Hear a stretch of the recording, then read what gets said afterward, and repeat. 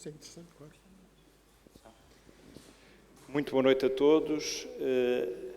Queria começar por cumprimentá-los e agradecer o facto de terem vindo à comunidade da Capela do Rato. Cumprimentar também quem nos vai seguir pelo mundo digital e uma saudação muito particular aos nossos convidados por prontamente terem aceitado o convite da comunidade e do nosso capelão para aqui virem hoje refletir sobre a economia de Francisco. Joana Castro Costa e o Carlos Farinha Rodrigues, e uma saudação também muito particular e muito afetuosa ao Francisco Sachil Cabral, que é da comunidade, é da casa e que vai moderar esta nossa conversa. Como sabem, este terceiro encontro decorre no âmbito mais alargado de uma reflexão que a comunidade tem vindo a fazer no âmbito do pensamento social cristão e da doutrina social da Igreja. Tivemos um primeiro encontro sobre os princípios fundamentais dessa doutrina social da Igreja com o padre Peter Stewell e depois um segundo encontro sobre guerra justa. E hoje convoca-nos aqui o tema da economia de Francisco, que é um tema muito exigente e certamente até num tempo e numa oportunidade muito especial pela partida do Papa Francisco para a Casa do Pai. Eu dirijo apenas estas breves palavras à comunidade, porque, como sabem, o nosso querido capelão vive um momento triste e não está connosco, certamente estará connosco em pensamento, mas não queria deixar de dirigir estas breves palavras e entregava agora o debate ao Francisco. Muito obrigado. Pois, muito boa noite a todos. Das homenagens que ouvimos fazer à memória do Papa Francisco nos últimos dias ou semanas, a economia de Francisco foi um tema possivelmente tratado em alguns dessas homenagens. Mas a sessão que estamos a assistir, esta sessão foi programada muito antes da morte do Papa Francisco. Para falar da economia de Francisco estão connosco a doutora Joana Castro e Costa, que é membro da economia em Francisco Portugal, portanto, um capítulo nacional do movimento lançado pelo Papa Francisco, ligada à paróquia do Oeiras e ao movimento de Schoenstatt, é mãe de 3 filhos e trabalha na nova School of Business and Economics como diretora executiva do Centro de Conhecimento Leadership for Impact. O professor Carlos Farinha Rodrigues é professor do Instituto Superior de Economia da Universidade de Lisboa e consultor do Instituto Nacional de Estatística. É um estudioso da pobreza e das desigualdades em Portugal. É membro da Comissão Técnica de Acompanhamento da Estratégia Nacional de Combate à Pobreza. Eu sou Francisco Sachil Cabral, sou jornalista e vou moderar este encontro. Em maio de 2019, o Papa Francisco escreveu uma carta a convidar jovens economistas, empresários e outros agentes económicos para um encontro em Assis. A finalidade era obter um pacto para dar alma à economia, que estaria desalmada, portanto. Inspirado em São Francisco de Assis, com a sua atenção aos mais frágeis e com o seu testemunho de uma ecologia integral, esta nova economia deverá dar vida, incluir, humanizar e cuidar da criação. Assim, a economia de Francisco é uma economia guiada por fortes princípios éticos.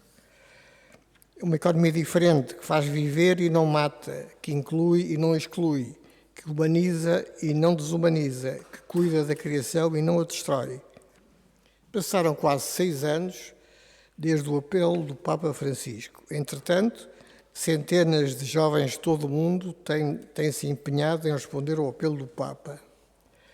Dizia o Papa Francisco que a realidade é superior à ideia. E esta é a minha primeira pergunta, tem a ver com a realidade. Será que existem já experiências no concreto da vida que mostrem que a economia de Francisco não é apenas um conjunto de boas intenções? Doutora. Muito boa noite, muito obrigada pelo convite.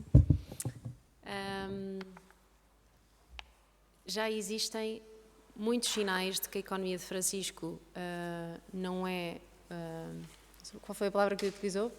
Uma utopia? Foi isso? Não. Não é só boas intenções. Não são só boas intenções. Já existem muitos sinais e muitos exemplos. Alguns que são fruto direto da economia de Francisco. Existem muitos sinais, alguns fruto diretos dos membros da economia de Francisco.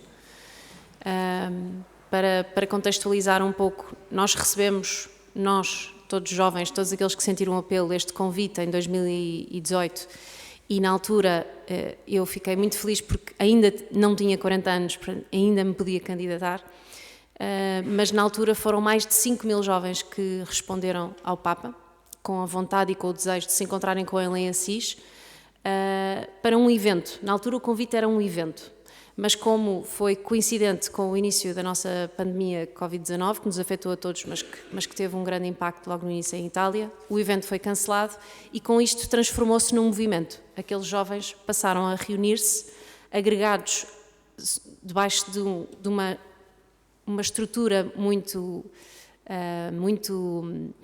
aberta, talvez seja esta palavra, de 12 aldeias. Existiam 12 temas aos quais nós nos podíamos encontrar e passámos a encontrar-nos por aldeias em reuniões online agregados por estes temas. Adicionalmente, por países também houve este conjunto de movimentos agregadores e aqui em Portugal não foi exceção e que também criámos um capítulo da economia de Francisco aqui em Portugal. E, portanto, com as rédeas muito abertas, os jovens puseram-se a co-criar, a discutir o que era isto, o que era este convite, muitíssimo aberto do Papa, e o que é que poderia ser o lugar dos jovens, o que é que podia ser o lugar de cada um e como é que nos podíamos juntar uns e outros com diferentes talentos e diferentes capacidades. E, portanto, há um fruto direto da economia de Francisco, que são estas 12 aldeias, que têm expressão mundial. Há vários capítulos nacionais. E depois, dentro destes temas e destas aldeias, houve já vários contributos diretos, alguns que têm a ver com, por exemplo, alguns temas de investigação que têm sido desenvolvidos e que antes não estariam a ser desenvolvidos por vários pesquisadores que se juntaram e quiseram aprofundar mais este desafio e este apelo que o Papa fez, com total liberdade. Houve também algumas startups que começaram por força deste processo de economia de Francisco, portanto, alguns dos empreendedores e change makers, que era a expressão assim mais abrangente, que se quiseram juntar, também criaram alguns negócios e algumas startups. Foi criado, por exemplo, também um livro, como num espírito colaborativo, uma espécie de glossário dos vários temas da economia de Francisco, inicialmente em italiano e depois traduzido para mais línguas. E muitos jovens passaram a falar sobre a economia com um outro tipo de, talvez, consciência, responsabilidade e propriedade. Ou seja, falar-se de economia já não era algo restrito a quem fosse aluno de Finanças, Economia e Gestão. Esta foi muito a minha observação, apesar de eu ser formada em Gestão, mas passou a ser algo mais partilhado. Passou a ser uma preocupação partilhada, e essa preocupação partilhada depois teve, obviamente, também repercussões, seja nas vidas e nas casas de muitas das pessoas que sentiram este apelo, seja nas empresas. Há aqui um lado também de muitos dos jovens que entraram em contacto com a economia de Francisco, também trouxeram estas preocupações para dentro das empresas, dentro da linguagem que as empresas também falam, sobre alguns destes temas do Papa, que podem ser a responsabilidade social corporativa, podem ser a maneira como criamos novos produtos e serviços que podem ter mais impacto social ou olhar para os mais vulneráveis, podem ser questões de diversidade, equidade e inclusão, pode ser questões como contratar serviços de empresas a negócios sociais e, portanto, com isso apoiar também aqueles que trabalham no setor da economia social e que estão mais perto dos mais vulneráveis. Há vários desses sinais. Se eles podem ser atribuídos inteiramente apenas à economia de Francisco, talvez muitos deles não, porque já existia também, já existe um movimento mundial e esta é uma das características também do movimento da economia de Francisco, é que é muito aberto e acolhe mais do que as pessoas que seguem a Igreja Católica. Há muitas outras pessoas que já estão à procura desta linguagem que talvez seja mais óbvia no mundo do impacto social, da sustentabilidade, da inovação social, e essas pessoas também se juntaram a este movimento. E, portanto, não há, se calhar, uma causalidade direta, que é uma expressão que os economistas valorizam muito e bem, mas há um congregar, um confluir de intenções e de movimentos. Sr. Professor, como é que se consegue uma economia assim? Em primeiro lugar, muito boa noite a todas e a todos. Queria também agradecer o convite. É um prazer poder debater algumas destas questões. Eu, quando vim para esta conversa, tinha a partida uma dúvida, porque o título desta conversa é um pouco ambíguo, no sentido que a economia de Francisco tanto se pode referir ao movimento da economia de Francisco como àquilo que nós podemos designar o pensamento económico ou a visão económica do Papa Francisco. Eu, em relação ao primeiro, não sei muito, mas felizmente aqui a Joana vai partilhar connosco todo o seu conhecimento, convosco e comigo também. Em relação àquilo que é a visão do Papa Francisco refletida nas suas várias intervenções, eu penso que isso permite-nos responder a várias perguntas. Eu começava pela primeira pergunta que fez, não a mim, mas à Joana, e depois já vou à sua, que é se a economia do Francisco não é apenas boas intenções. Eu acho que vale a pena pensar um pouco nisso, e isso remete-me para aquilo que é, na minha perspectiva, o ponto de partida desta discussão. É que a visão económica do Papa Francisco tem uma abrangência que ultrapassa em muitos limites da Igreja. A visão económica que ele foi construindo não só vai de encontro às preocupações do tempo, vai de encontro à realidade atual, como, inclusivamente, extravasa em muitos mundos da Igreja. Ele conseguiu, de facto, que o seu apelo a uma economia mais humana, a uma economia mais justa, a uma economia menos subordinada à lógica desregulada dos mercados, tivesse eco em muitas pessoas que, sendo ou não sendo católicas, também tinham, no fundo, anseios de uma sociedade mais justa, de uma economia mais harmoniosa. E, portanto, esse é um primeiro aspecto. E aqui vale a pena pensar até que ponto, quando nós discutimos se são só boas intenções ou não, eu claramente acho que não. Acho que, pelo incentivo, pelo despertar de consciências que teve, só por si, isso é suficiente para ter gerado um movimento que eu acho que não acaba, que inclusivamente eu acho que não vai ficar refém do qual será a evolução dentro da própria Igreja do pensamento do Papa Francisco e, portanto, isso é um aspecto positivo. Tentando identificar aquilo que, para mim, e isto é sempre uma visão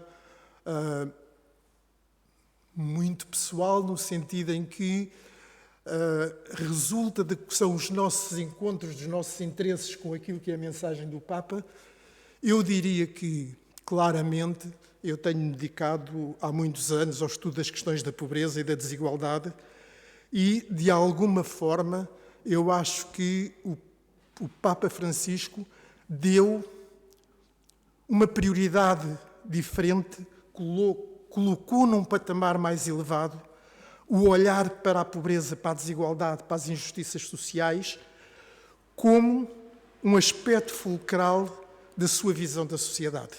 E é evidente que, quando eu digo que a mensagem do Papa Francisco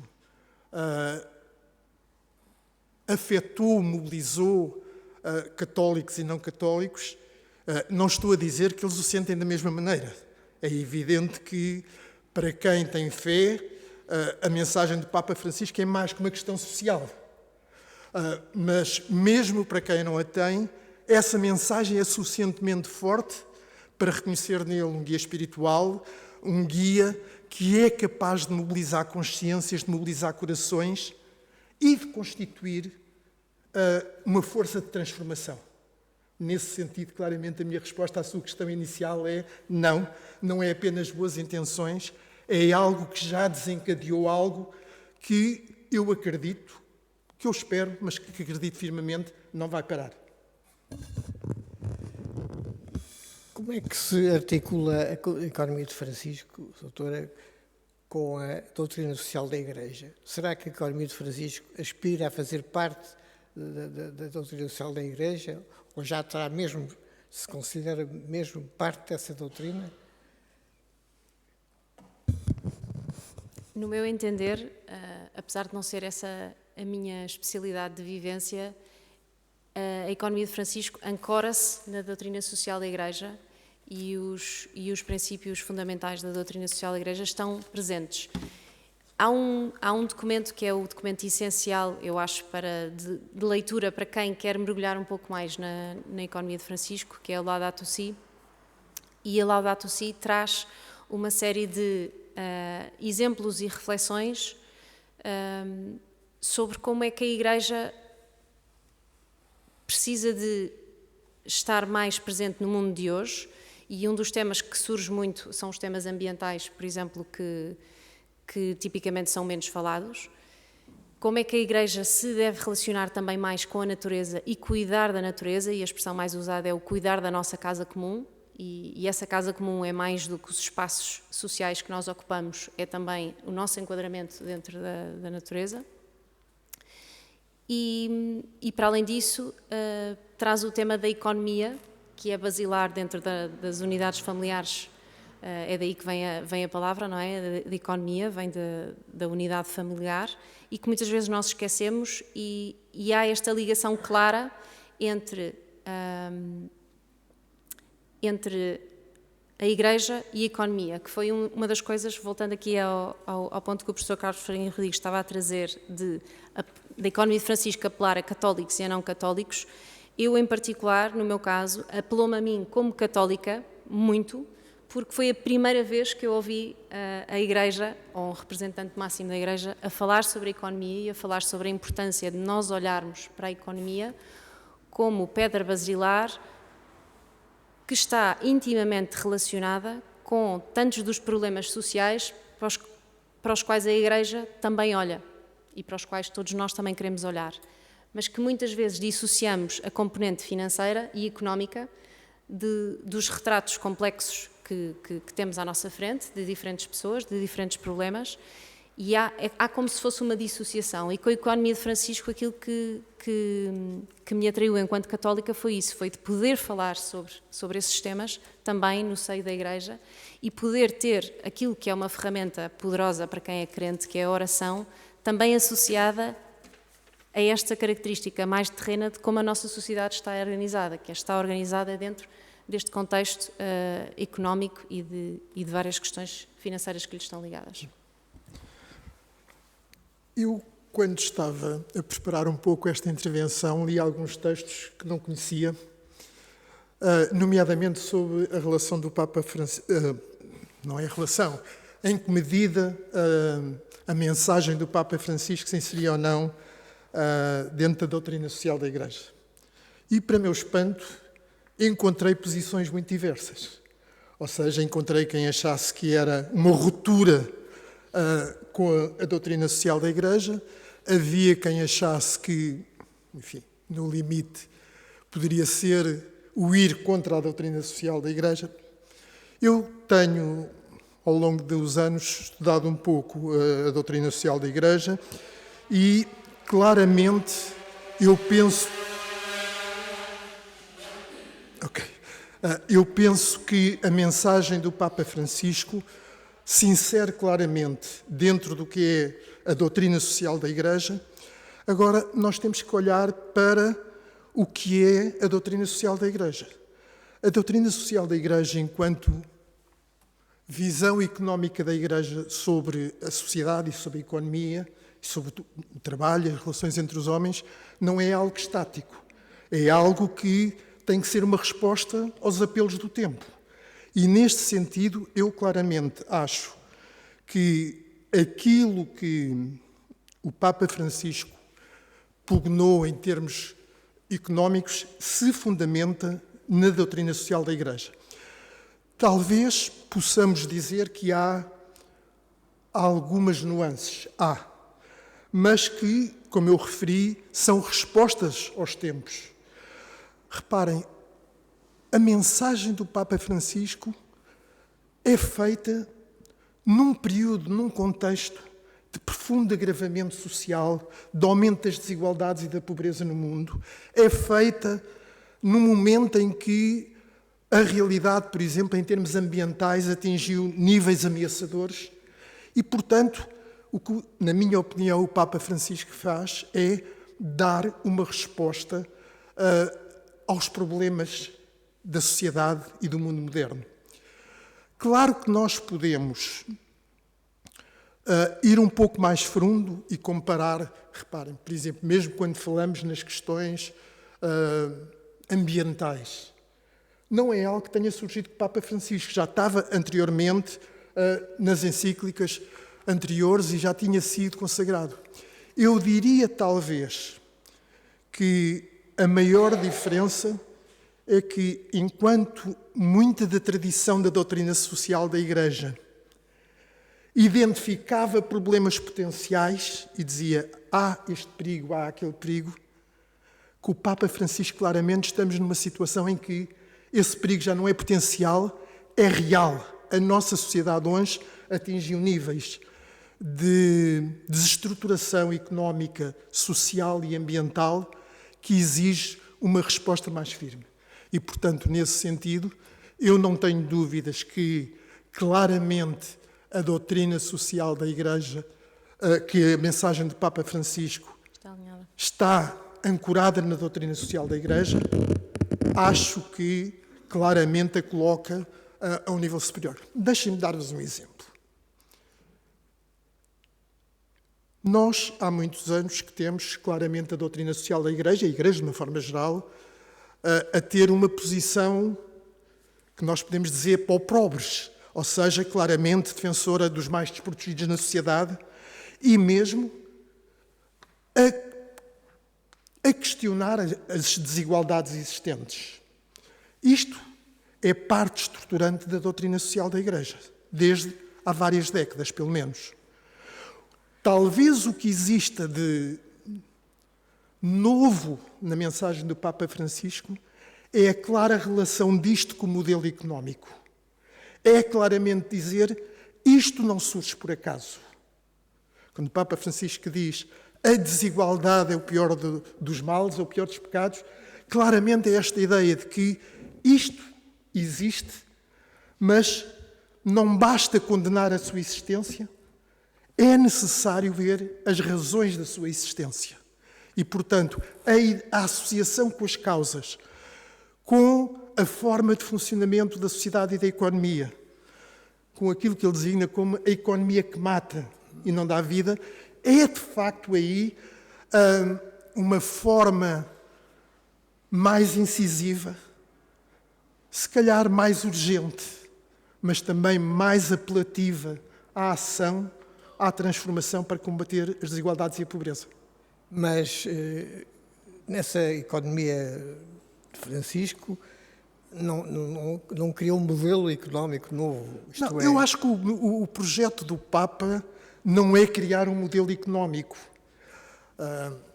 Aliás, essa é uma discussão interessante porque quando nós vemos as críticas ao Papa Francisco, eu costumo dizer que há 2 ou 3 níveis de crítica. Bom, há aqueles que dizem que o Papa Francisco é um herege e tudo o que disse estava mal, não devemos dar grande importância. Há aqueles que dizem que, não, isto o Papa Francisco disse o mesmo que a Igreja sempre disse, mas diz de uma forma diferente, porque veio lá da América Latina, da Argentina. Bom, e há aqueles que depois tentam, não criticando diretamente o Papa Francisco, neutralizar a sua mensagem, dizendo, não, o Papa Francisco não era economista e, portanto, quando falava era por parábolas. Eu acho que houve aqui uma intenção muito clara de neutralizar a denúncia muito profunda que o Papa Francisco fez da realidade contemporânea, de neutralizar grande parte das suas propostas e de neutralizar o apelo do Papa Francisco a uma efetiva transformação. Transformação essa que é pessoal, é individual, mas é também coletiva. E, portanto, eu acho que nós não podemos tentar ver o Papa Francisco como alguém que está a escrever um manual de economia. Não é isso. O Papa Francisco não pretendia fazer um modelo económico. O que o Papa Francisco pretendia, na minha opinião, fê-lo e muito bem, foi identificar as principais insuficiências da forma de funcionamento da nossa sociedade e aquilo que elas podem pôr em causa, não só a dignidade de cada um de nós e de todos na sociedade, mas a própria casa comum que todos nós devemos proteger e deixar aos nossos filhos. Portanto, eu não penso que se possa avaliar a visão económica do Papa Francisco em função do modelo. Também há quem diga que nós podemos olhar para a mensagem do Papa Francisco como um apelo, como é que é a expressão exata, à defesa de um capitalismo com ética. Eu também não acho que seja isso. Acho que isso é uma outra forma de compreender a mensagem do Papa Francisco. Mas concorda que o Papa Francisco, de certo modo, ou indiretamente, ou talvez não conscientemente, apela a reformas no capitalismo? Sim, claramente. Não, se nós olharmos, talvez para aquilo que é o aspecto mais salientado nessa discussão, que é a crítica que o Papa Francisco faz aos mercados, nós podemos dizer, então, mas qual é a alternativa? É uma economia estatal? O Papa Francisco não se pronuncia sobre isso, mas ele diz claramente que a economia de mercado não regulamentada pode e está a gerar efeitos perversos muito grandes. E, portanto, que é necessário acabar com uma ideia cega que é a mão invisível do funcionamento dos mercados, só por si assegura o crescimento e, decorrente desse crescimento, gera bem-estar social. O Papa Francisco é muito claro na afirmação de que não há nada no funcionamento dos mercados que só por si garanta a justiça social. E aí, claramente, eu acho que não há aqui uma proposta de acabar com o capitalismo. Há, no fundo, a clara noção de que os mercados, e aí podemos voltar à discussão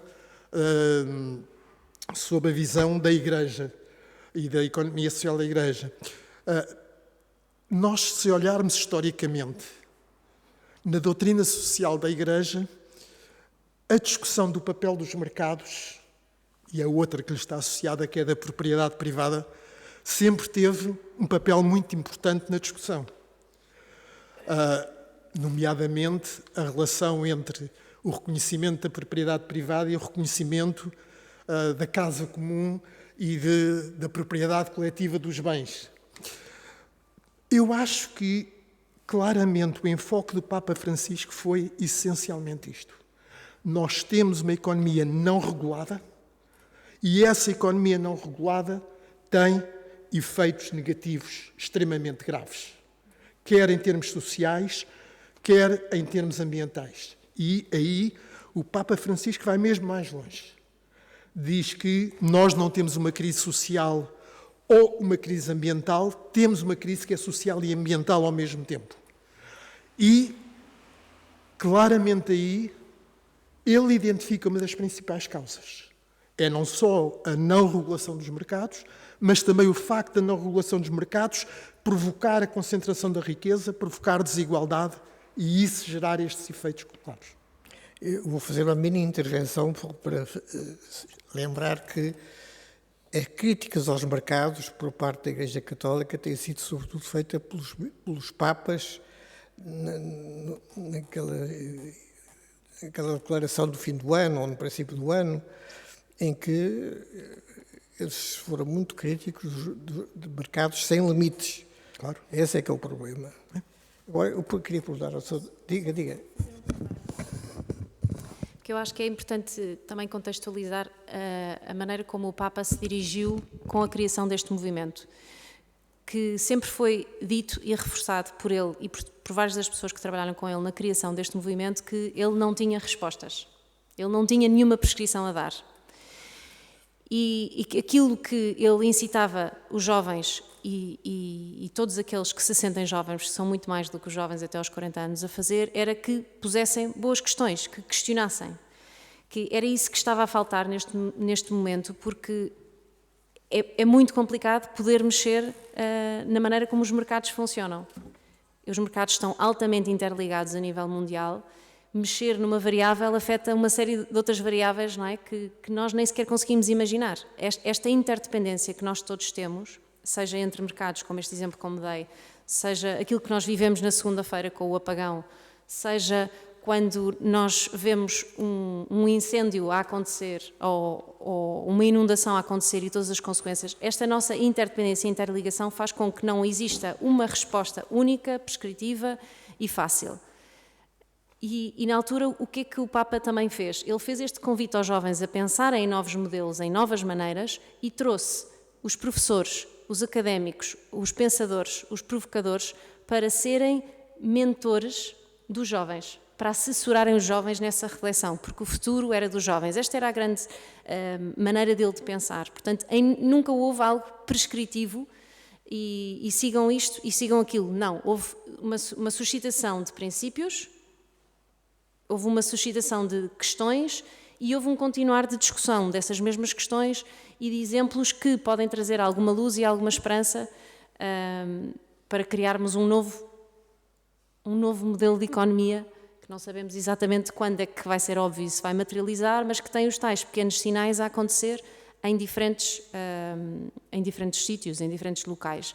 E ao fazer isto, eu acho que ele pôs os jovens e uma série de outras pessoas interessadas a pensarem num espaço também mais colaborativo, mais participativo, menos individualista. Ou seja, eu, neste momento, ao estar ligada com jovens de todo o mundo, se eu tenho um exemplo de algo concreto que está a trazer valor, que está a criar valor, eu partilho com estes jovens por todo o mundo para que eles possam replicar.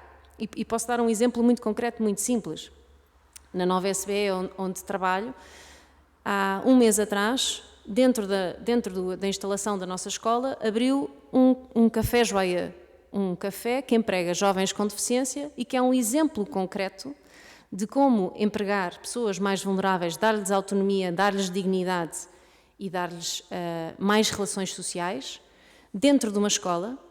E, portanto, não só estes jovens que ali trabalham estão a ser úteis e a mostrar o seu valor, como estamos a dar um exemplo para uma série de outros jovens e líderes atuais que vão ali fazer formação e que vão levar este exemplo para as suas próprias empresas, para as suas próprias organizações e para o futuro daquilo que constroem. Portanto, eu acho que este é o grande... Aquilo que o Papa quis mesmo suscitar foi uma maior participação e envolvimento naquilo que é de todos, porque há uma certa dissociação às vezes quando falamos na política, quando falamos na economia, quando falamos na sociedade, há uma dissociação entre os jovens e não só, e tudo o resto. Portanto, nós falamos como se fosse tudo à parte, mas nós fazemos parte também da economia, nós fazemos parte deste sistema atual capitalista, não é? Nós, com as nossas decisões de consumo, estamos a contribuir para uma perpetuação de certos movimentos.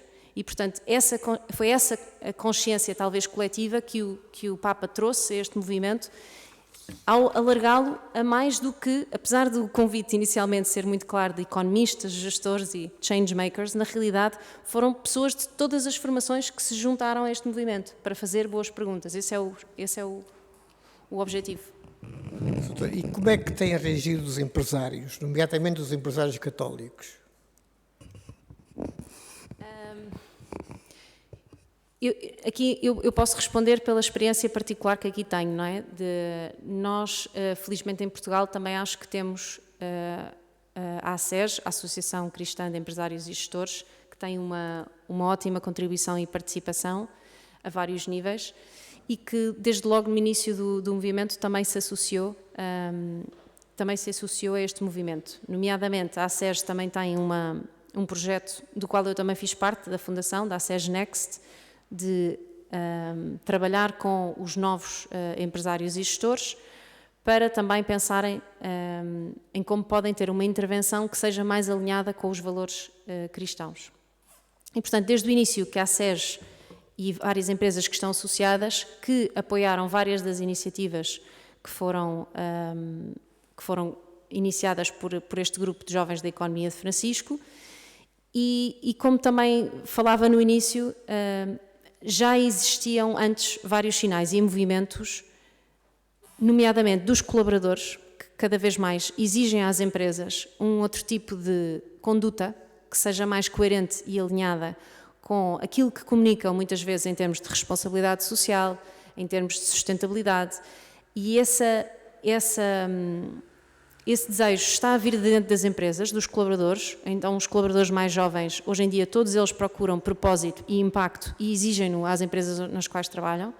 Os clientes também, com as suas diferentes opções de consumo, com o feedback que dão, também estão a exigir isto. Portanto, as empresas já estavam e já estão bastante despertas e muitas delas estão a fazer caminhos muito interessantes dentro dos recursos que têm à sua volta, seja certificações, seja como, por exemplo, as B Corps, empresas Benefit Corporations, portanto, empresas que querem contribuir de uma maneira mais positiva em temas sociais e ambientais e que têm um processo de certificação para o fazer, seja através da adoção de práticas específicas que estejam mais ou menos ligadas ao negócio fundamental que as empresas têm. Portanto, hoje em dia cada vez vemos mais empresas a tentarem desenvolver produtos e serviços ligados ao seu core business, ao seu negócio fundamental, mas que tenham algum tipo de impacto social, que olhem para outro tipo de clientes potenciais e beneficiários também. Ou seja, começa a haver uma mistura entre a linguagem que antigamente era mais do setor da economia social, neste momento já está muito presente também dentro das empresas e esse movimento tem-se observado. Bom, penso que agora é tempo de dar a palavra a quem quiser fazer perguntas ou por qualquer questão.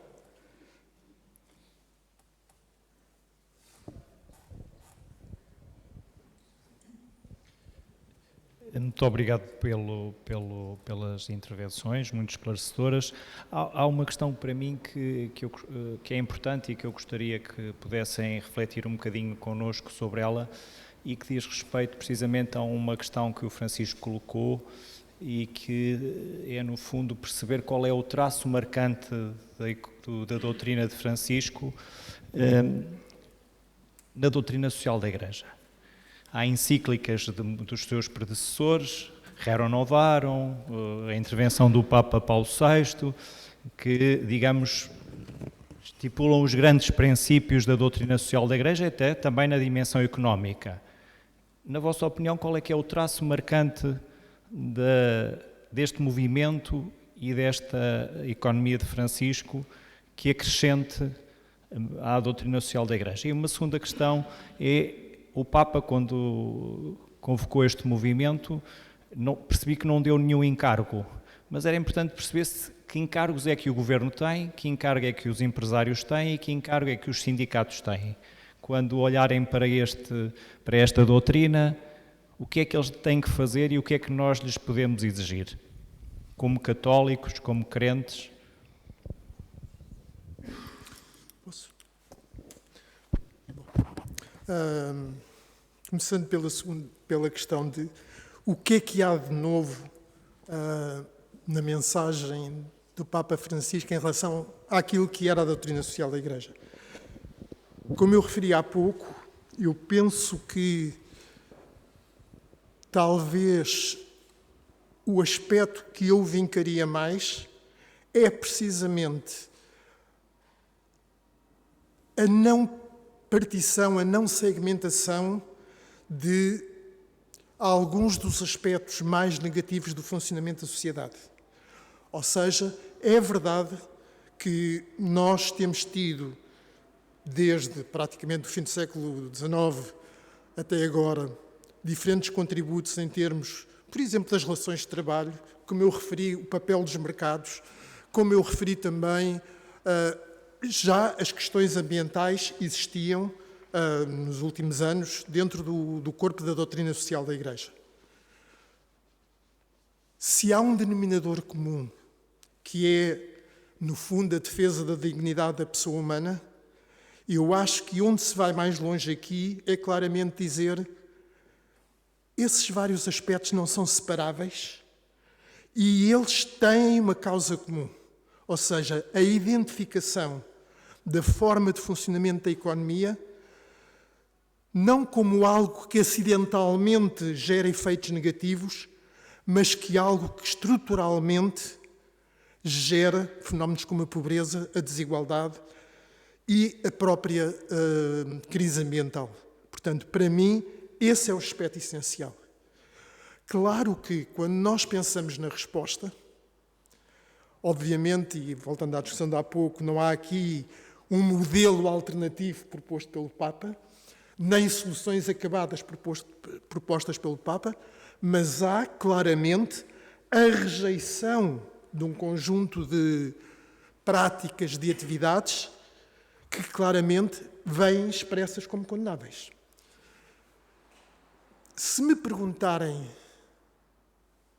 o que é para mim mais importante na mensagem do Papa Francisco, eu acho que não tenho dúvidas em afirmar que é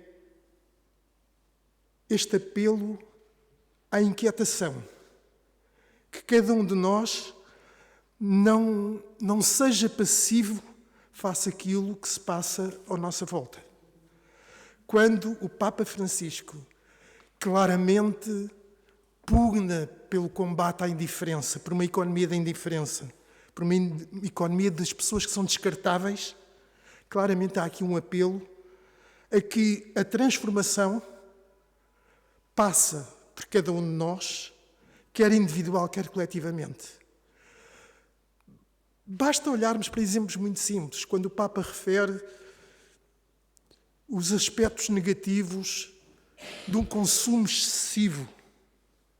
Cada um de nós pode ter um papel importante para alterar as coisas. Eu não preciso ter um manifesto revolucionário do que é que vou alterar.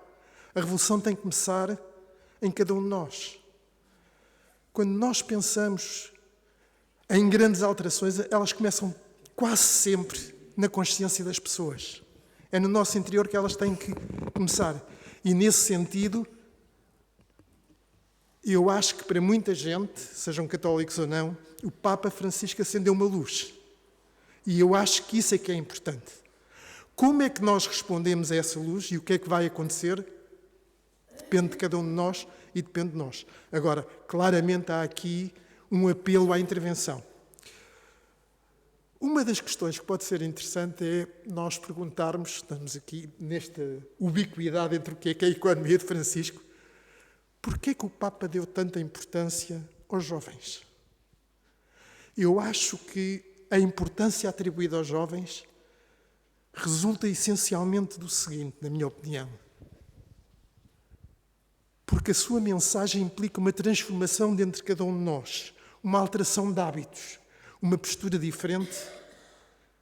É claramente mais fácil começar pelos jovens, que têm uma maior capacidade de mudar as coisas, de resistir, de não ser contaminado por hábitos já instalados e, portanto, o ter uma participação ativa nessa transformação claramente faz sentido começar pelos jovens.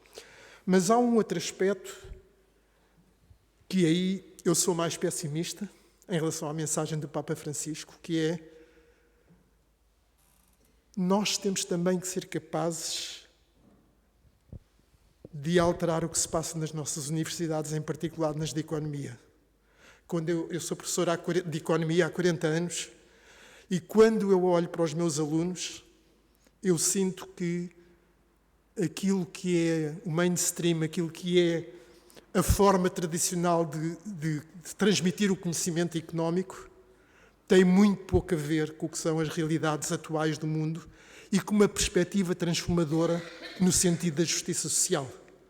Acho que também aí há um caminho a percorrer claramente, porque, e também aí, mais uma vez, esta ligação com o apelo aos jovens que podem, no fundo, querer um novo tipo de economia.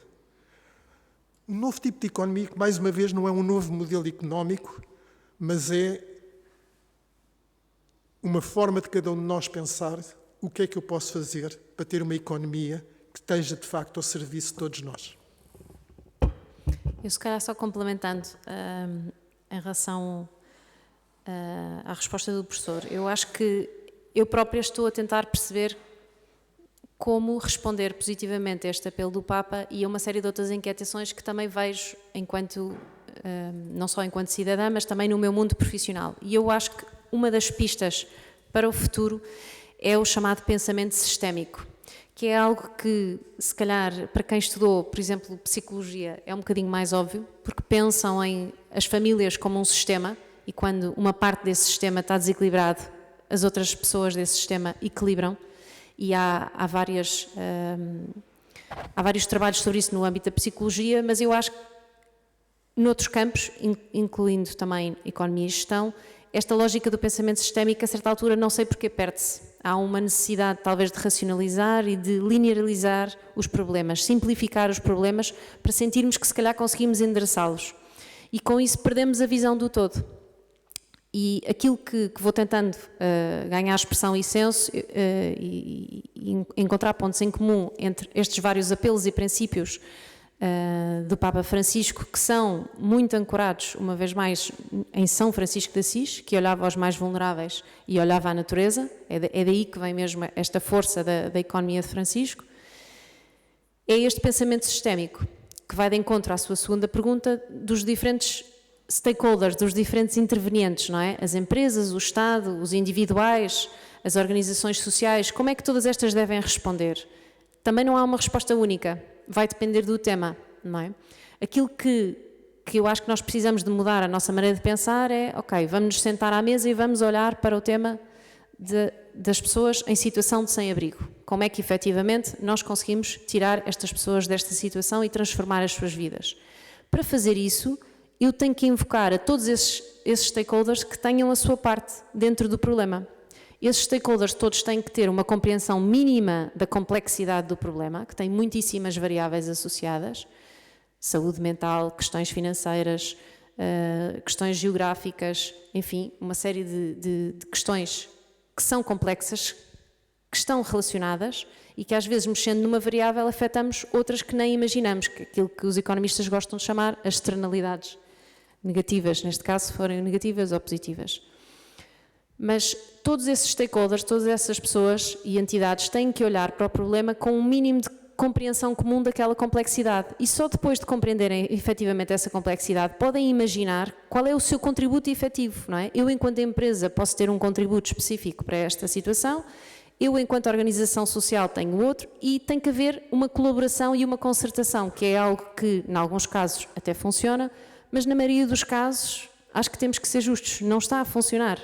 Porque se estivesse a funcionar, nós não estávamos no mesmo paradigma de problemas sociais que continuamos a estar, não é? Se olharmos há 20 anos atrás e para hoje, os problemas fundamentais são os mesmos e os indicadores de pobreza têm melhorado alguma coisa, mas não substancialmente, não é? Enquanto que os indicadores de desigualdade, esses sim têm-se agravado substancialmente. Portanto, eu acho que aquilo que está a fazer falta é esta lógica de pensamento sistémico que, no fim, vai dar à colaboração. E só com a colaboração é que é possível realmente resolvermos estes problemas sociais, mas sempre com uma perspectiva de longo prazo, não de curto prazo, que é aquilo que tipicamente acabamos por também ceder. Sim, só uma questão. Uma questão que eu me esqueci de responder. Há um aspecto na sua pergunta que eu discordo, que é quando refere que o Papa não nos deu um encargo. Eu acho que nos deu um encargo, e é um encargo de transformação. Muito boa noite a todos. Queria agradecer as excelentes intervenções dos nossos oradores convidados e dizer que, do meu ponto de vista, há 3 temas prioritários no pensamento social e económico do Papa Francisco. O primeiro, que ele quis que fosse mesmo o primeiro, talvez por uma questão de urgência, o tema do acolhimento dos refugiados e da questão do acolhimento aos migrantes, não apenas com a questão das mortes no Mediterrâneo, mas também com a denúncia dos muros e das vedações que se tornaram paradigma de uma certa política de imigração. O segundo foi o tema do ambiente e das alterações climáticas. E o terceiro foi o tema da pobreza e das desigualdades, com a sua crítica a essa economia que mata. E é verdade que este pronunciamento do Papa Francisco enfrentou uma oposição que foi feroz, mas nem sempre foi frontal. Houve aqueles que realmente disseram que estas críticas ao modelo económico capitalista que eram um erro e uma ruptura com o pensamento da doutrina social da Igreja. Houve outros que, pelo contrário, como o professor Carlos Farinha Rodrigues dizia, que procuraram neutralizar tudo isto, dizendo que não é o que parece. E é curioso que diga que temos um problema com as nossas universidades, porque houve até um professor de Economia da nossa Universidade Católica que escreveu um livro inteiro sobre o equívoco a propósito da economia de Francisco, sustentando precisamente que temos que dar o desconto à linguagem colorida da América Latina e ao facto do Papa não saber nada de economia e, portanto, tínhamos que dar o desconto a esses pronunciamentos críticos sobre o modelo económico. Mas a verdade é que eu estou convencido que no pensamento económico do Papa Francisco há 2 elementos que são importantes e que devem ser sublinhados, porventura com o peso que eles devem ter.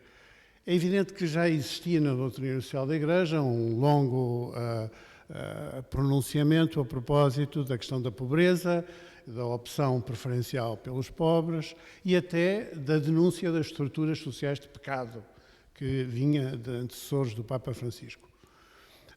Mas onde o Papa Francisco se referiu ao problema de uma forma, porventura, diferente, foi na centralidade da questão das desigualdades. Porque, a certa altura, ele afirma que nenhum dos problemas, dos grandes problemas sociais que enfrentamos, pode ser resolvido sem resolvermos primeiro o problema das desigualdades.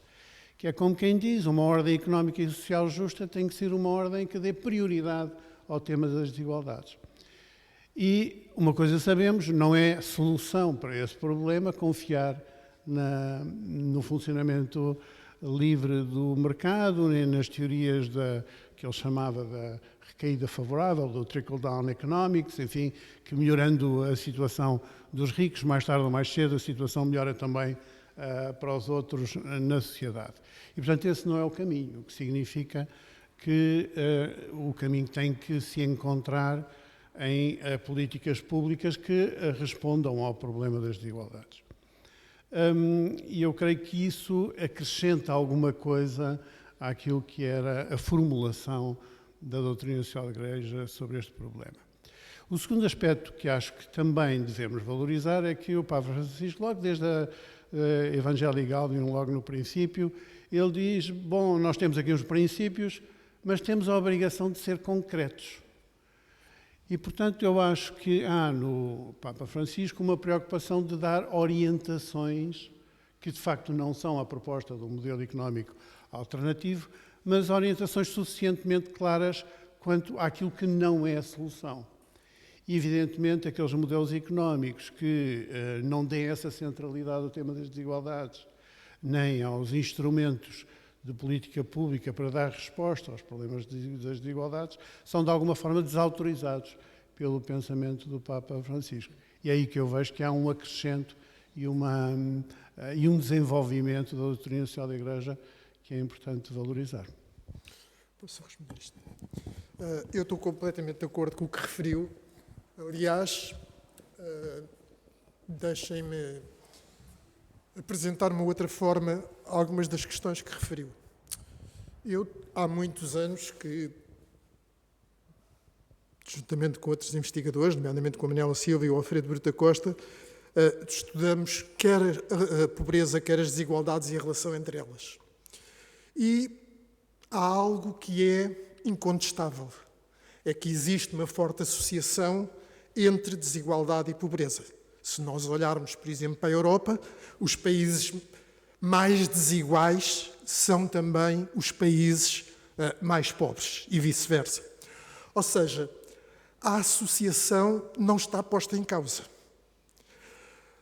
No entanto, não existe nenhuma formulação teórica que nos permita identificar uma relação de casualidade. Ou seja, se é a desigualdade que explica a pobreza ou a pobreza que explica a desigualdade. Claro que quando nós analisamos cada caso concreto, podemos formular uma hipótese de casualidade. Talvez o primeiro que eu fiz em Portugal foi o Alfredo Bruta Costa. Claramente ele foi o primeiro a dizer: nós em Portugal temos os níveis de pobreza que temos porque temos altos níveis de desigualdade. Todos os estudos posteriores que foram feitos claramente apontam nesse sentido e eu partilho dessa opinião. Para mim, por exemplo, em Portugal, é a desigualdade que provoca os altos níveis de pobreza que nós temos. Mas isto é a minha opinião sobre Portugal, que eu estudo há vários anos. Se me perguntarem o que é que acontece na Polónia, não faço a mínima ideia. Porque, como vos digo, não há um determinismo neste tipo de relação. Curiosamente, quando nós lemos com atenção os textos do Papa Francisco, há uma identificação clara que a pobreza resulta das desigualdades. O que é um aspecto muito interessante, como eu vos digo, do ponto de vista científico não posso dizer que aquilo seja uma relação testada e que necessariamente é assim. Em Portugal eu acho que é. Agora, claramente esta associação é algo novo na Igreja e eu acho que resulta muito de o Papa Francisco associar não só a denúncia das desigualdades e da pobreza, mas associar isso claramente ao modelo económico vigente. E, portanto, esse é, de facto, um aspecto que, para mim em particular, que trabalho nestas áreas da desigualdade e da pobreza, é extremamente reconfortante, porque há claramente ali como que um sinal claro que nós nunca conseguiríamos eliminar a pobreza sem eliminar ao mesmo tempo as questões da desigualdade. Também é verdade que, e isso é muito explícito na mensagem do Papa Francisco, a condenação de algo que nós ouvimos dizer todos os dias, que parece uma verdade inquestionável, mas que para mim é uma mentira profunda, esta ideia de que é necessário crescer primeiro para depois poder repartir. Na minha opinião, isso não é verdade. É evidente que se não produzirmos primeiro, não há nada para repartir. Agora, o processo de produção e de repartição não são idênticos, não são separáveis. E, portanto, as questões da pobreza e as questões da desigualdade não são separáveis, não são segmentáveis. Muitas vezes nós ouvimos dizer: eu não me importo nada se houver muita desigualdade, desde que toda a gente tenha o mínimo necessário para viver dignamente. Isto parece uma afirmação com alguma atratividade. Mas, de facto, o que ela tem é em si mesmo o germe da sua dissolução, porque não é possível nós conseguirmos ter uma sociedade sem pobreza se mantivermos uma sociedade profundamente desigual, na minha opinião. Eu refletindo aqui um bocadinho na sua intervenção, eu acho que há aqui um tema que tem a ver com o ponto de partida, não é? E por isso é que a educação vem sempre como uma resposta muito importante para reduzir a desigualdade, não é? Portanto, se nós conseguirmos melhorar os pontos de partida de tantos jovens, e dou-vos um exemplo muito concreto, não é? Temos 6.000 crianças em Portugal institucionalizadas. Se nós conseguirmos, entre nós todos, católicos ou não católicos, acolher alguma destas crianças e dar-lhes um outro tipo de ponto de partida, estamos aí, sem dúvida, a trazer uma medida concreta e a ter um papel concreto para conseguir reduzir uma das causas da desigualdade e da pobreza.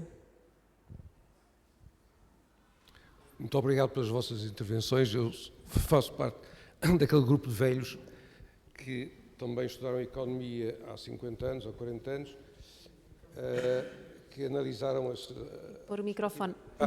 Que estudaram e tiveram professores como, por exemplo, o professor Francisco Pereira de Moura, que há dias tivemos a homenagear. E aqui, designadamente, o professor Pereira de Moura teve um papel importante, um dos maiores economistas portugueses. Os problemas são mais ou menos os mesmos, o que é que estão hoje amplificados. O seu professor disse isso, seja ao nível da desigualdade dos rendimentos, pobreza e os fenómenos da alienação, um problema que tem sido aqui, mas que o Papa Francisco tocou. A alienação, o consumismo e o que é que isso implica na sociedade. O sistema comunista falhou. Hoje em dia o sistema capitalista sofre de muitas críticas e não é preciso ser marxista. O Martin Wolf, que escreve no Financial Times, identificou bem os problemas do capitalismo atual e não é marxista, ou se calhar é um bocadito.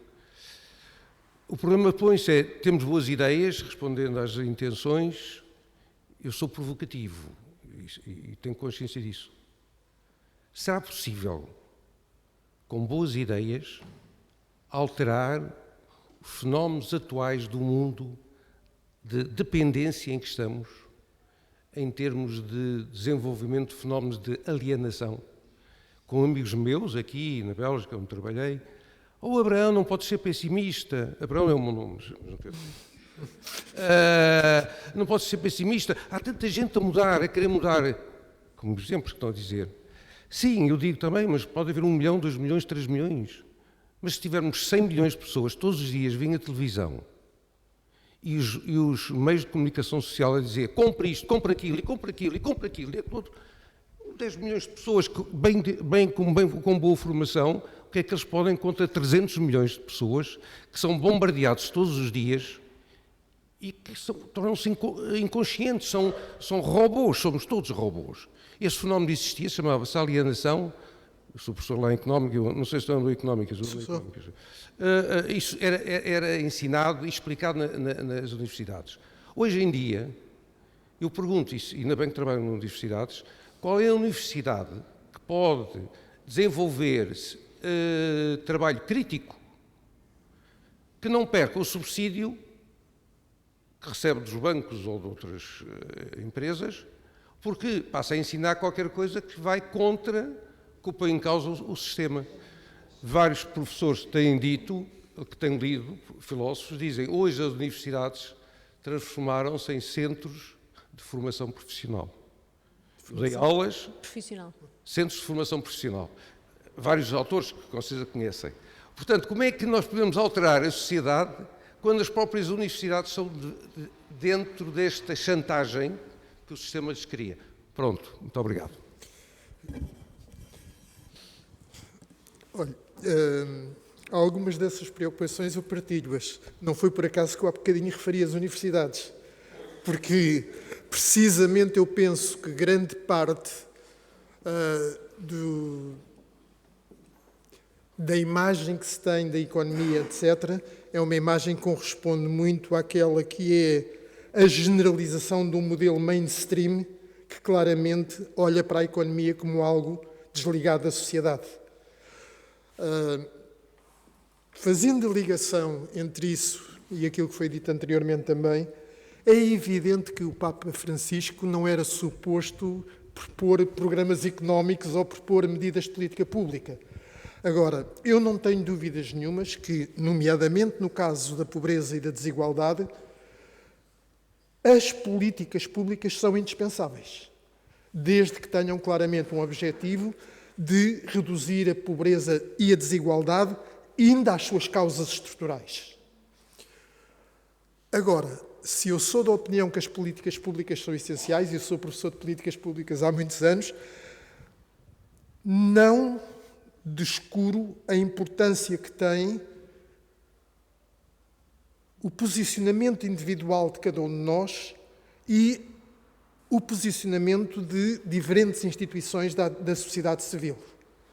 É evidente que cada um de nós, eu há bocadinho quando dizia que o Papa nos deixou um encargo, é porque esse encargo pode ser lido de forma diferente por diferentes pessoas, mas é claramente um apelo a transformar o que existe em algo melhor, em algo mais justo. Por outro lado, eu sou bastante otimista em relação ao futuro. Eu acredito que, claramente, nós vamos conseguir viver numa sociedade com menos desigualdade e menos pobreza, ou mesmo sem pobreza. E aí há claramente algo que também está implícito na mensagem de Francisco, que é possível nós chamarmos cada vez mais pessoas a esta causa. E isso tem a ver com uma questão que há pouco foi referida, que é verdade que nós hoje temos, em alguns setores da nossa sociedade, uma compreensão e mesmo uma intervenção proativa em relação a questões como a desigualdade e pobreza. Quando nós falamos em responsabilidade social das empresas, por exemplo, é verdade que ainda existem casos que isso é uma forma simpática de fugir aos impostos ou de reduzir os impostos, mas há também empresas que claramente assumem um papel importante de levar à prática essa responsabilidade social das empresas. Posso lhe dar vários exemplos de empresas que têm atividades específicas de apoio às populações mais desfavorecidas. Agora, quando nós falamos em responsabilidade social das empresas, geralmente é esta a visão que eu acabei de enunciar que se toma. Agora, não nos podemos esquecer que a primeira responsabilidade social das empresas é com os trabalhadores que nela trabalham. E muitas vezes aí nós temos situações de dualidade de critérios. Até se pode apregar muito uma certa responsabilidade social das empresas, mas depois, em relação aos próprios trabalhadores, o que se tem é uma atitude que não tem nada a ver nem com a responsabilidade social, nem com uma visão que pugne pela dignidade do trabalho. Portanto, estas questões não são simples. Há questões em que eu sou menos otimista. Infelizmente, o papel das universidades é uma delas. Mas há outras questões em que eu sou profundamente otimista, que a nossa sociedade, enquanto tal, vai conseguir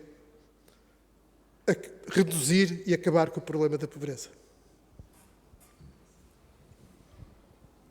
Boa noite, obrigado. Eu ponho-me aqui porque senão não sou visto. E obrigado pelas intervenções e por essa nota de otimismo agora, porque eu não estou assim tão otimista, pelo menos no imediato. Não refiro no imediato. Dizia, pois, e também muito obrigado pela evocação do Alfredo Bruta Costa e da Manuela Silva, porque aprendi muito com eles e consigo também, várias vezes.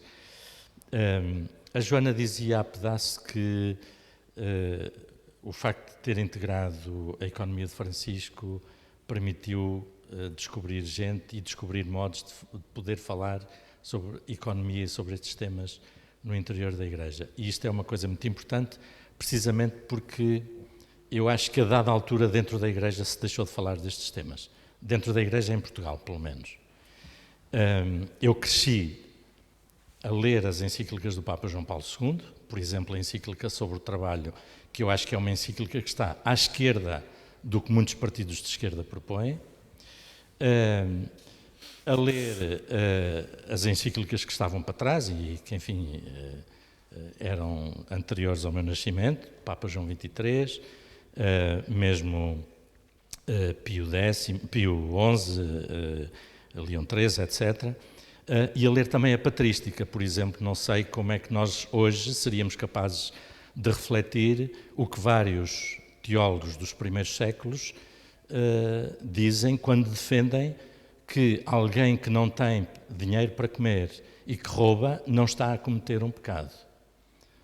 O Concílio Vaticano II retoma essa ideia e creio que há uma encíclica ou outra que também a retoma, mas não sei como é que nós em Igreja, por exemplo, refletiríamos isso hoje. Porque, de facto, eu acho que há que retirar consequências daquilo que os Papas nos dizem nas encíclicas. Eu tenho para mim que, por exemplo, na Laudato Si, só falta o Papa Francisco indicar quando, como e quem é que deve fazer as coisas todas que ele lá indica, porque está lá tudo dito o que é preciso fazer, e 10 anos depois da publicação da encíclica, dentro da Igreja está quase tudo por fazer. Eu há 4 ou 5 anos publiquei no Sete Margens com o Ricardo Perna, na Família Cristã, fizemos um levantamento de umas 6 ou 7 dezenas de instituições da Igreja com as propostas concretas do Papa na encíclica, a perguntar o que é que faziam em cada um daqueles pontos, e era desolador o panorama. Entretanto, não mudou grande coisa. Desde as coisas mais simples, de ir, por exemplo, a casas de retiros ou conferências de igreja ou assim, e termos garrafas de plástico, embalagens minúsculas de pacotinhos de manteiga ou de doce para comer de manhã, etc, etc, etc. Ou até no edifício da Conferência Episcopal, onde somos simpaticamente convidados para um café que é servido em copos de plástico. Bom, mas não me queria desviar, porque tinha aqui 2 ou 3 notas, vou procurar ser muito rápido. Retirar consequências era o que eu queria dizer, porque dizia-se que o que o Papa, creio que foi a Joana que disse isto, o que o Papa quis foi suscitar uma maior participação. Eu creio que foi muito mais do que isso também. Foi isso, mas foi mais do que isso. O professor Farinha Rodrigues falava do apelo à inquietação, e eu pergunto, qual é o papel das universidades católicas neste processo? Já não falo das universidades em geral, porque, e não sou só eu que ponho esta pergunta, que faço esta pergunta, porque o Papa Bento XVI, na encíclica Caritas in Veritate, acho que estou a dizer bem, pedia uma completa reestruturação do sistema económico e financeiro internacional. Isto implica pensar sobre as questões, implica pensar em questões complicadas, como a Joana também referia, de como é que se mexe em determinados aspectos do mercado. Pois implica isso tudo, e as universidades católicas são desafiadas a fazer isso, a fazer essa reflexão. Obviamente com muitos problemas, como aqueles que foram postos dos mecenas que apoiam tantos cursos e tantas coisas. 2 notas finais. O Papa Francisco, quando dizia esta economia mata, isto foi escrito em 2013, e em 2013 eu tinha sido posto no desemprego no público há meia dúzia de meses. Esta economia não me matou, mas tirou-me parte do subsídio de desemprego nessa altura, a mim e a muitos outros, tirou com participações do Estado aos doentes mais pobres que iam procurar os hospitais, e aumentou o índice de suicídios na Grécia e em Portugal. Portanto, quando o Papa dizia esta economia mata, é porque esta economia mata literalmente. Porque no Congo, as crianças de 8, 9, 10 anos que andam nas minas a explorar os minérios que depois vêm alimentar as baterias dos nossos telemóveis, são mortas literalmente por este sistema e por esta economia. E finalmente, como é que se combate a pobreza? Eu estou absolutamente de acordo que não é nesta lógica de que vamos criar riqueza para depois repartir. Temos, aliás, esse argumento presente em vários partidos já nesta campanha eleitoral. Porque depois isto liga-se à questão dos mercados, da propriedade privada, que também já foi referida, e à questão que o Papa João Paulo II colocava, por isso é que eu digo que ele estava muito mais à esquerda do que muita gente, apesar de ser considerado um Papa conservador e não sei o quê em muitas matérias, ele falava na Labor Mens Essens, sobre o trabalho, falava da primazia do trabalho sobre o capital. E falava do direito à propriedade privada. E o Bruto da Costa, quando comentava este ponto, dizia sempre, mas é o direito à propriedade privada para todas as pessoas. não é só para aquelas que já o têm. Porque eu tenho a minha casa, mas há quem não tenha. E, portanto, a questão é que consequências é que nós... E isto para mim, enfim, eu depois envolvo-me muito com isto e isto para mim são questões que eu, sobretudo, leio os documentos sempre na perspectiva de e agora o que é que nós fazemos com isto? E, de facto, eu acho que temos feito muito pouco. Como Igreja, desde logo hierarquias que não ligam absolutamente nada àquilo, enfim... Dizem que as encíclicas são todas fantásticas, mas depois não retiram as consequências. E depois, universidades católicas, escolas católicas, porque andamos de facto a formar elites que alimentam as desigualdades, no fundo. Ou seja, que alimentam aquilo que é o problema principal que o Papa punha, como tão bem disse o Pedro Silva Pereira. Desculpem este tempo todo.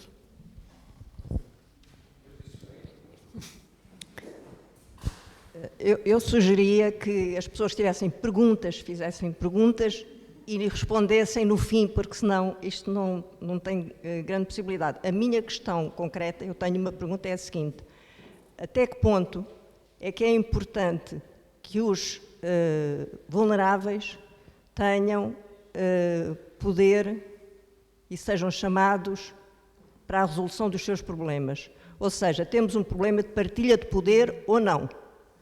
A prática sindical muitas vezes deixa-nos muitas questões sobre esta matéria, mas não são só essas as corporações. Normalmente, como é que os problemas são evidentemente complexos, mas isso às vezes também é um alibi para ficarem entregues aos especialistas.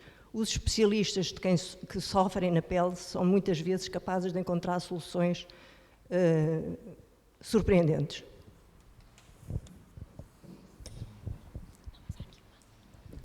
Queria agradecer também as intervenções e tenho uma pergunta muito direta e que tem que ver com o momento que vivemos, que é um momento de conclave, de expectativa, de ansiedade.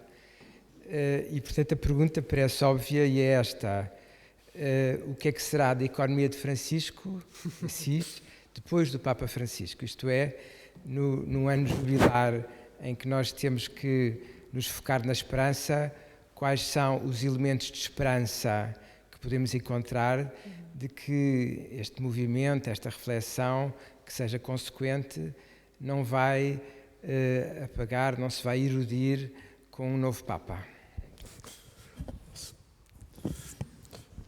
Eu queria começar por... Já agora, boa noite. É o seguinte, portanto, eu queria dizer, o Papa disse que é esta economia que mata, mas há várias economias no mundo. E eu gostava de perguntar qual é, por exemplo, o Padre Ascenso, há uns anos aqui assim nesta casa, na capela, disse que a economia japonesa, portanto, com 72 horas por... o mesmo regime da China e isso, portanto, provocava suicídios e baixa natalidade.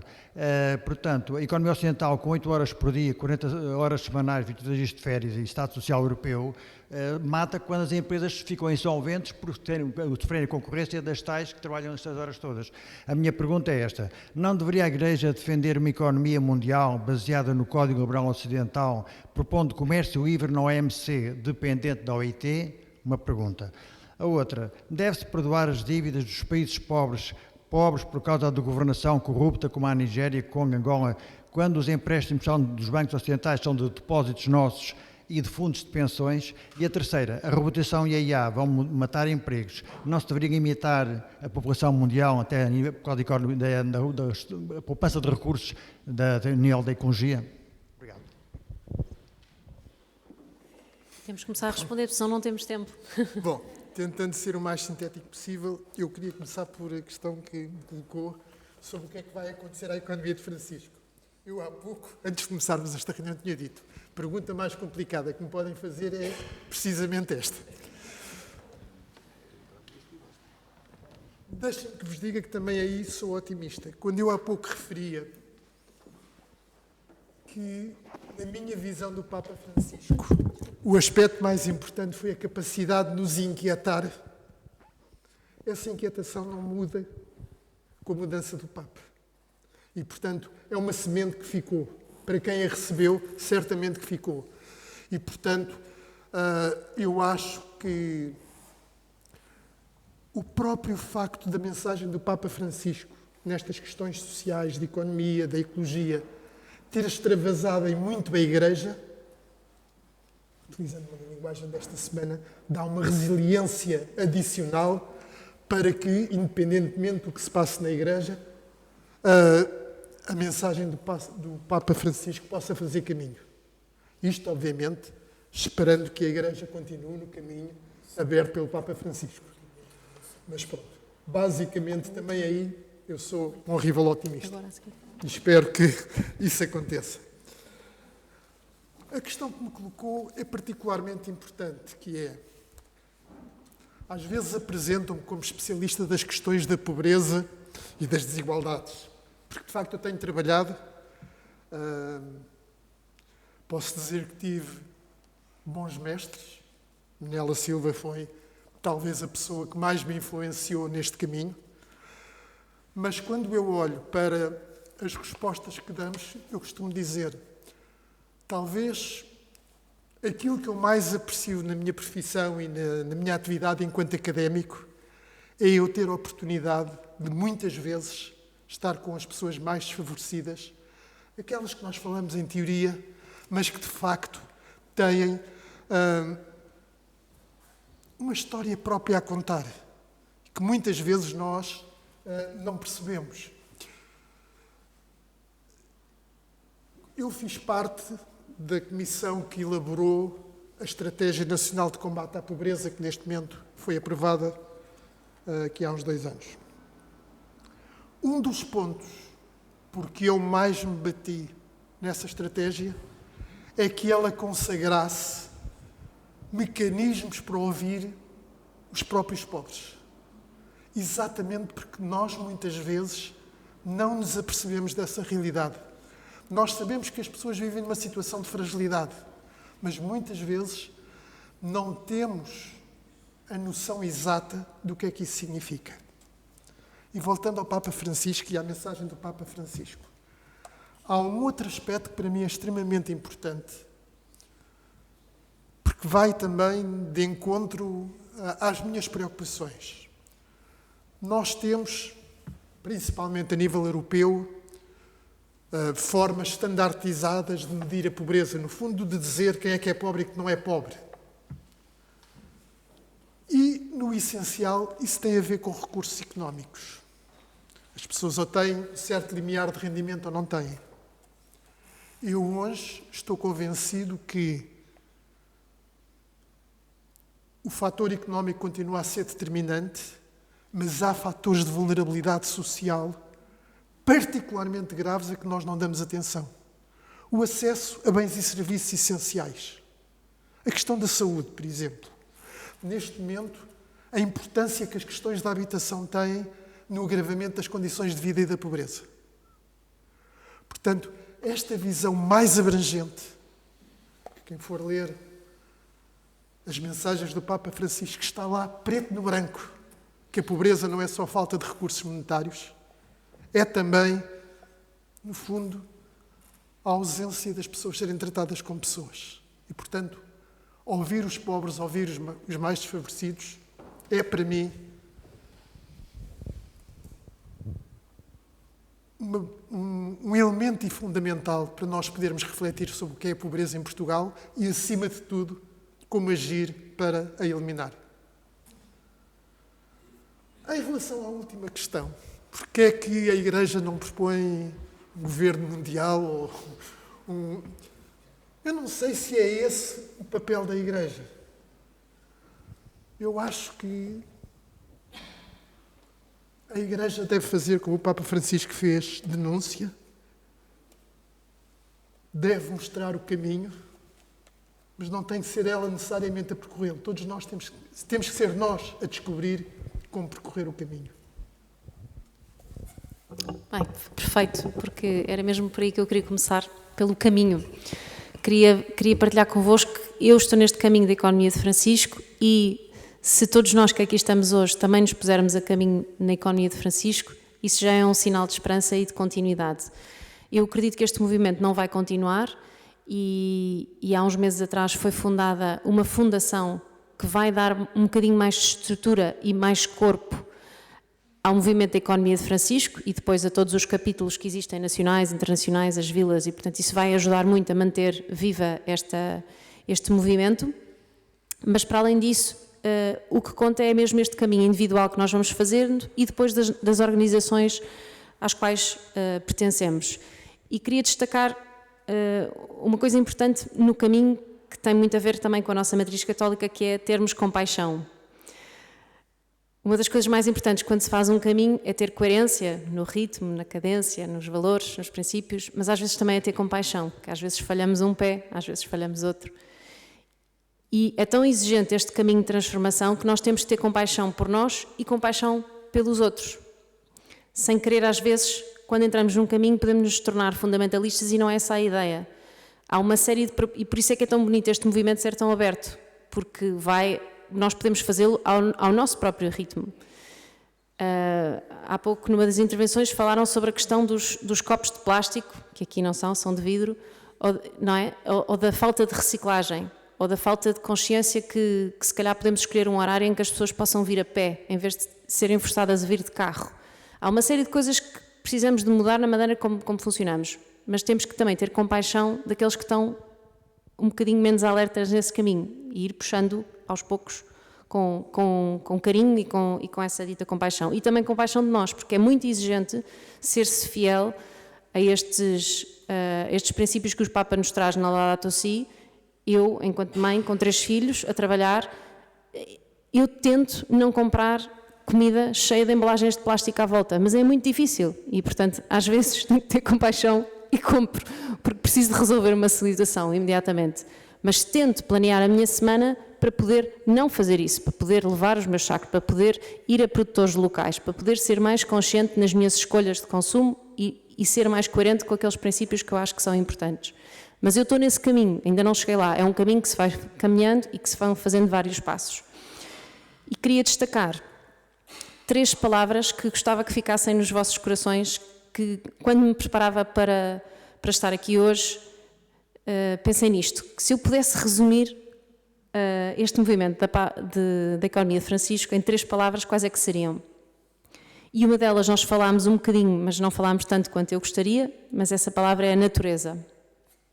Natureza. E se calhar a provocação que eu deixava face a essa palavra da natureza era que imaginassem a vossa semana e nessa semana em quantos momentos é que interagem com a natureza? Quantas horas da vossa semana estão em exposição direta à natureza? Acho que esta é uma boa reflexão que mostra a nossa, especialmente em contextos urbanos, obviamente, a nossa dissociação da natureza. Eu estou a tentar aos poucos também aumentá-la. O ano passado a minha filha pediu-me uma coelha. É uma pequena ligação à natureza. Eu tenho ali um ser vivo não domesticado que me faz lembrar desta ligação e eu tento introduzir dentro do meu contexto outras práticas. Pode ser jardins dos meus pais, pode ser uma horta comunitária perto de casa, pode ser questionar a maneira como a minha universidade também colabora para a gestão dos espaços verdes. Tenho várias maneiras de interagir com a natureza. Essa é uma primeira. A segunda é a questão da pobreza. Sem querer, nós dissociamos-nos pelos nossos privilégios, às vezes dissociamos-nos das pessoas que vivem esta pobreza. Vou-vos trazer um caso muito concreto. As empregadas domésticas. Nós estamos a proteger as nossas empregadas domésticas? Estamos a ajudá-las a conseguirem sair dos ciclos da pobreza? Estamos a pensar nas suas reformas? Estamos a ajudá-las a cuidarem dos seus 4 filhos que estão em casa, sozinhos? Como é que nós fazemos isso?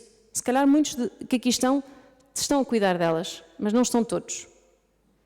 É um exemplo muito concreto de como é que nós, no nosso dia-a-dia, podemos nos ligar ao tema da pobreza.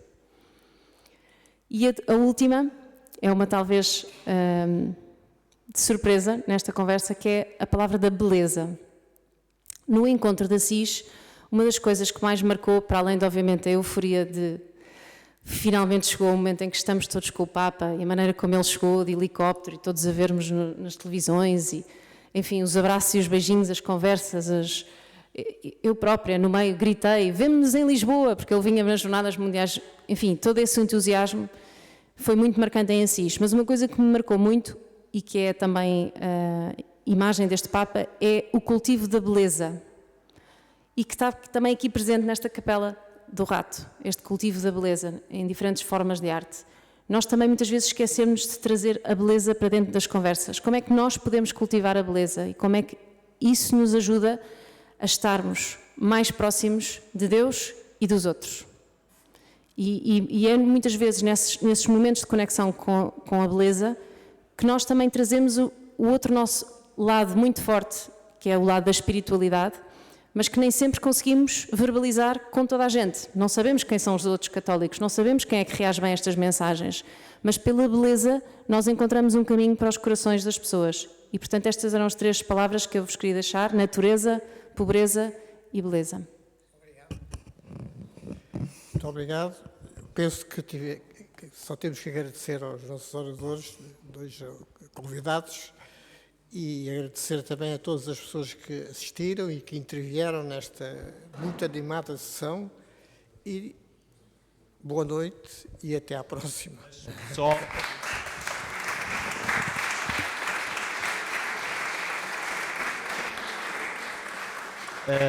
em nome da comunidade da Capela do Rato, gostaria muito de lhes oferecer A Terra da Alegria e da Justiça. São textos do Padre Alberto Neto, que é uma figura profética nesta capela, muito inspiradora, e dizer-lhes que esperamos revê-los em breve. Encerra hoje um ciclo muito, para nós foi importante, que nos levou a refletir sobre o pensamento social cristão e a doutrina social da Igreja.